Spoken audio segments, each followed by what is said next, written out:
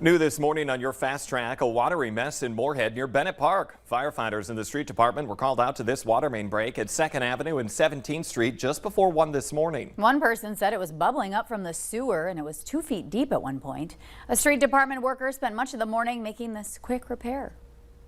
Investigators spent more than 5 hours looking into a fire in a South Moorhead apartment building. It happened last night at Scaff Apartments on 27th Avenue South. Fire officials say damage was contained to one unit. No one was hurt.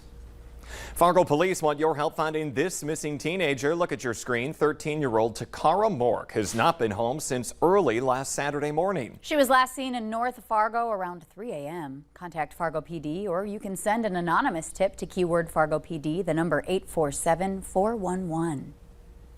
We're now learning new information on the July 14th ambush shooting in Fargo that killed one officer, wounded 2 others, as well as a bystander. That shooter, Mohammed Barakat, was known to the FBI, who interviewed him 2 years ago at his Fargo apartment. Valley News Team's Alex Larson has the latest. BCI and the FBI are working on this investigation, and that's information that they would have. There's also information you might obtain public record-wise. I'm not privy to his previous record at this time. That's been the answer to any question about Mohammed Barakat and his interactions with police or the FBI. New information reveals Barakat was questioned about his guns 2 years ago in July 2021. But there was this Guardian report some years back made by a member, someone who was familiar with him or knew him. We've now learned the report to the FBI was an anonymous tip about Mohammed Barakat, in which the tipster expressed concern about Barakat's mental state, saying he had access to a significant number of firearms and had used threatening language. The FBI forwarded the information to the Fargo Police Department. The statement says detectives made 3 visits to Barakat's apartment over the next 2 weeks. I'm not going to say much about it except to say it is not, we are told, about a threat of violence or an act of this nature or anything along these lines. In an interview, Barakat denied any ill intentions. The statement says as there was no evidence of any ongoing illegal activities or indications of an imminent threat, it was determined that no further action could be taken. This revelation, as many continue to be on edge, wondering if there is another threat to the community. I have full faith that the FBI, working in conjunction with the ATF and our partners at BCI at the state level, are going to conduct a completely thorough investigation. That investigation is going on right now. It's being conducted aggressively and intensely, and we trust them to follow all appropriate leads. In Fargo, Alex Larson, Valley News Live. You at home can read more about this. It's an update on our VNL News app.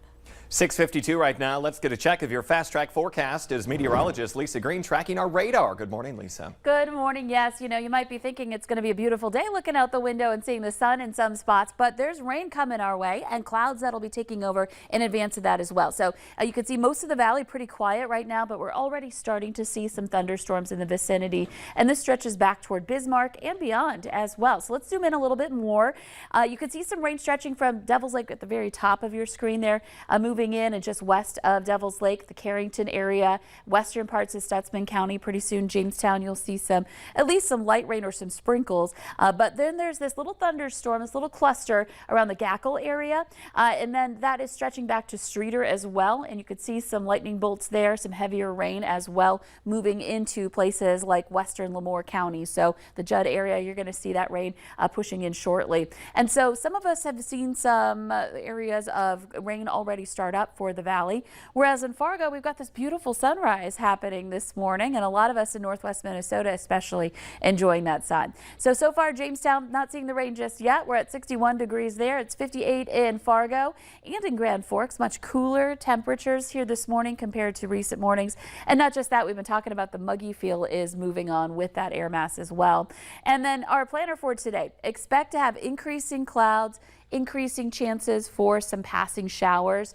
For Fargo, may not be till toward midday or into the afternoon.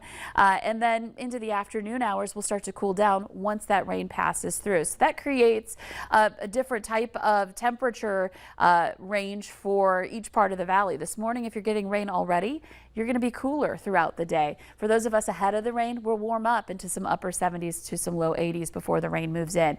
This weekend, cooler again compared to earlier this week. 70s to some low 80s on Saturday, a few degrees warmer on Sunday. An isolated shot for a shower or a thunder shower, especially Saturday night and into Sunday. But most of the weekend does look good. You'll just need to keep an eye on the radar and the VNL app. Yeah, all good resources to have. Lisa, thank you. One man in jail in connection to an assault outside of a downtown Fargo bar. 33-year-old Jeremy Dalton now facing charges of aggravated assault after the release of a picture of a victim and a bystander earlier this week. Many people have seen video of the suspect punching a man in the face outside of the Old Broadway bar last Sunday around 2 in the morning. Fargo police are still trying to track down that victim. A Fargo woman is accused of slapping her infant several times and recording it. Macy Belcourt is charged with child abuse and drug-related charges. Police started investigating after a man reported that Belcourt had sent him videos showing her slapping the baby. He claimed she did it because she was mad at him for going on a boat with other women the previous day. Court records say Belcourt admitted to hitting the child in a fit of rage.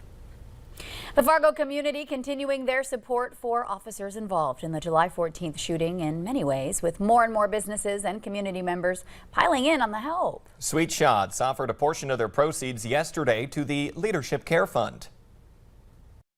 The sacrifice that he made and the sacrifice that the other officers made, possibly prevented tragedy that we can't even imagine. So, there's no way to put it into words, but if you try, I mean, it's just thank you. And United States Axe hosted a throwing tournament yesterday to benefit 25-year-old Carly Coswick. She's the bystander who was shot on July 14th and had just started working at United Axe. Coswick's recovery is expected to take about a year. All of the funds from yesterday's event will go to Coswick and the officers who were involved. Well, hunting season will soon return, and if you need to stock up on some gear or just looking for some fun activities to get into this weekend, you can be sure to check out the Hunt Expo taking place at Shields. Yeah, it's going on today and tomorrow. That's where we find the Valley Today's Nishay Taylor live this morning with more on what we can expect at the event. And Nishay, are you going for a swim this morning?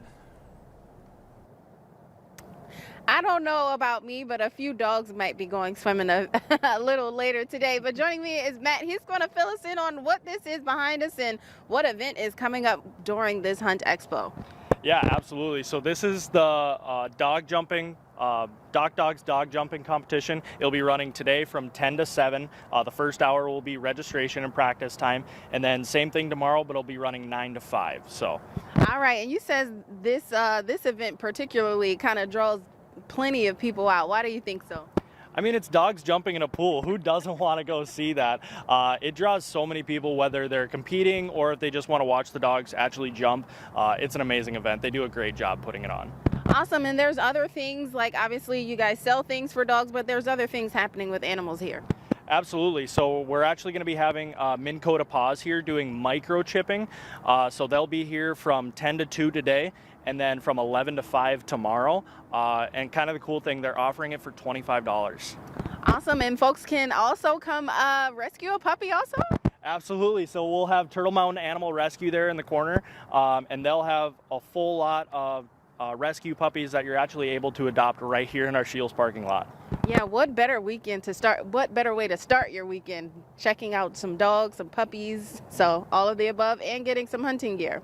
All right, well, thank you so much, Matt. Yeah, folks, if you want to come get your hunting gear, rescue a puppy, or just watch these dogs jumping into the water, it seems it's going to be exciting. I'm not getting in it, and my puppy's not getting in it, but we may come watch. All right, I'll send it back to you guys in the studio. Nishay Taylor, Valley News Live. Yeah. You don't want to launch yourself and your dog into the pool? What do you mean? Yeah, I think I would be a bystander in that one as well. It does sound really fun though, Nishay. It's been great checking in with you all morning. Yeah, it's going to be a good time. Make sure you get out there and see the happy pups as a doggy paddle away. Nishay, thank you.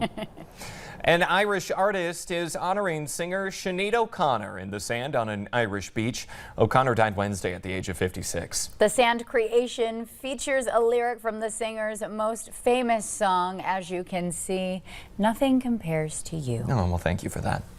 Don't make me laugh after that story. I'm sorry, I know, but you got to find the bright moments in life when you can. Goodness gracious, you guys. The Today Show and CBS Mornings are just about to start, but the Valley Today rolls on. Yeah, we've got plenty more coming up on the Fargo CW. If you have time to hang around, if you're headed out the door, have a wonderful Friday and an even better weekend. Thank you so much for waking up and joining us here on the Valley Today.